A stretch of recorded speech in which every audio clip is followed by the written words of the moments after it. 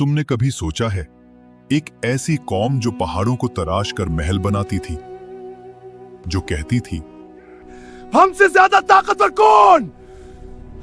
मगर जब आसमान का हुक्म आया तो उनके महल मिट्टी के नीचे दबा दिए गए।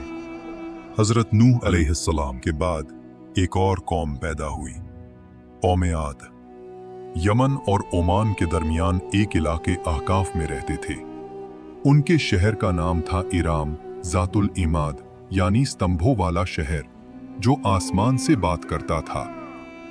उनके बदन पहाड़ों की तरह मजबूत, कद बादलों को छू लेते और उनका गुरूर आसमान को चीर देता था। वो कहते, हम ही जमीन के वारिस हैं और हमेशा रहेंगे। अखाफ की रेत में उनके शहरी इलाके दूर दूर तक फैले हुए थे। उनके घोड़ों के पांव से जमीन गूंजती थी। रात को उनके चिरागों की रोशनी दूर तक चमकती, गोया उनका शहर जमीन पर कोई ताज हो। और वे अपनी सभाओं और बैठकों में अक्सर एक ही बात कहते, हम जैसे लोग दोबारा कभी पैदा नहीं होंगे। उनके बच्चे भी छोटी उम्र में पत्थर उठाकर अपनी शक्ति दिखाते और बुजुर्ग गर्व से कहते, हमारे बच्चे भी पहाड़ों को झुकाने वाले हैं। आद के लोगों का एक और अजीब अकीदा था। वो समझते थे कि हवा उनकी गुलाम है। उनके जवान कभी वादी के दरमियान खड़े होकर दोनों हाथों को पहलाते और अपने आप से कहते, देखो हवा हमारे जिस्म की पैरवी करती है। बुजुर्ग लोग अपनी नशिस्त महफिल में फख्र से कहते, हमें कौन रोक सकता है? हमारे बाप दादा हवा का रुख बतौल देते थे, हमें कौन रोक सकता है? आद के लोग सिर्फ लंबे नहीं थे, उनकी जिस्मानी बनावट आम इंसान से कई गुना बड़ी थी। दरिया के किनारे उनके कदमों के निशान आज भी पहाड़ों के दरमियान मिलते हैं, जिन्हें देखकर लोग हैरान रह जाते।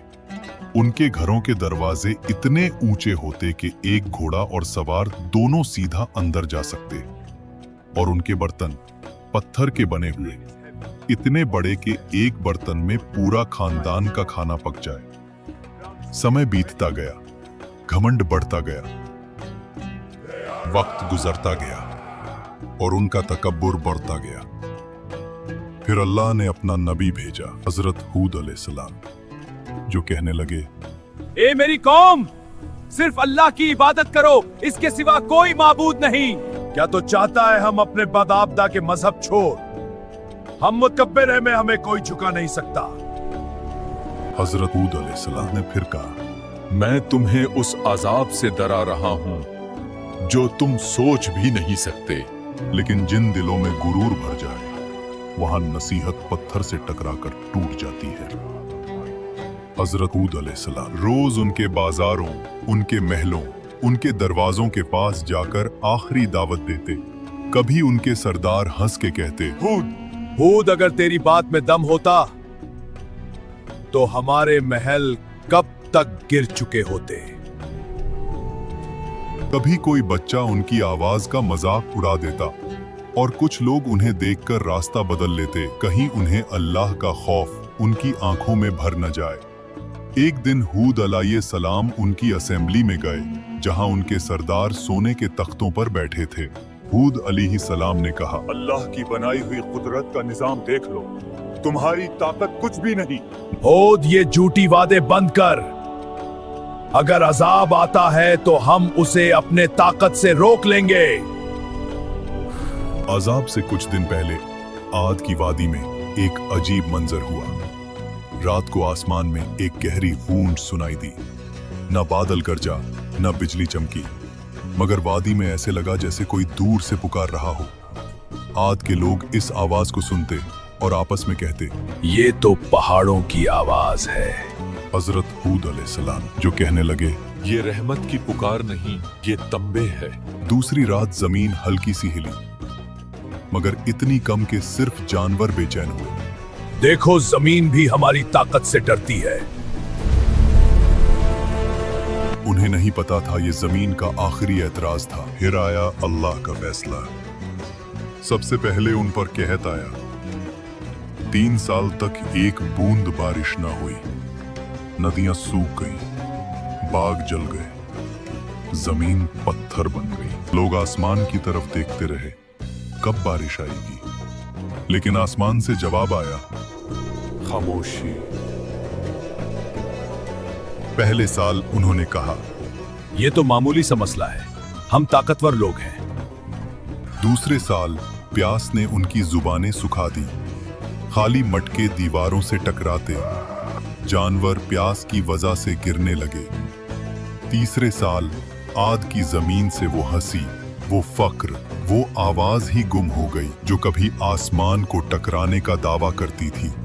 और जब लोग हूद अलैहिस्सलाम के पास आए तो वो उन्हें देखकर रोए नहीं, बस इतना कहा, अब अजाब का वक्त करीब है। फिर एक दिन 3 बादल नजर आए, एक लाल, एक सफेद और एक स्याह। आसमान से फरिश्ता पुकारा, ऐ कौम आद, इनमें से एक बादल चुनो। सरबराहों ने हंसकर कहा, काला बादल, इसमें पानी है, रहमत। मगर उन्हें क्या पता, उस बादल में रहमत नहीं, कहर छुपा था।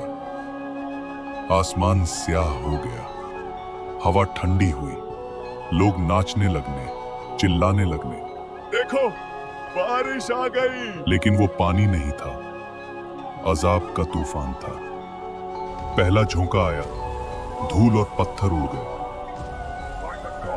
आंधी के हर झोंके में उन्हें लगता कि हवाएं उनका नाम मिटा रही हैं। दूसरा झोंका, पेड़ गिर गए, जानवर उड़ गए। उनकी सारी मूर्तियां, उनका सारा फख्र, उनके बाग, उनका शहर, सब हवा में बिखर रहा था।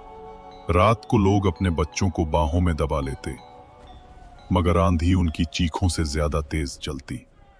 तीसरा झोंका, इंसान हवा में छिन्न गए।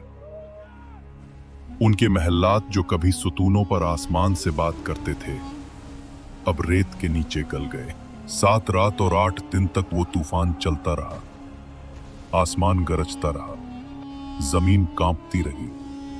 उनके महल, उनकी शान, सब मिट्टी में मिल गई। लेकिन उन चंद लोगों को जो हजरत हूद अलैहिस्सलाम के साथ ईमान लाए, अल्लाह ने बचा लिया।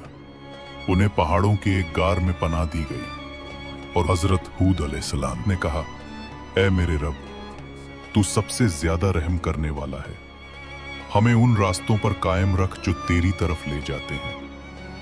हूद अलैहिस्सलाम जब वादी के ऊपर खड़े हुए तबाह शहर को देख रहे थे तो उनकी आंखों में आंसू भर आए। ये वो लोग थे जो कभी कहते थे, हमसे ज्यादा ताकतवर कौन? और अब उनकी जिंदा निशानी भी हवा में बिखर चुकी थी। हूद अलैहिस्सलाम ने कहा, तकब्बुर का अंजाम हमेशा तबाही है और अल्लाह की नाफरमानी हलाकत।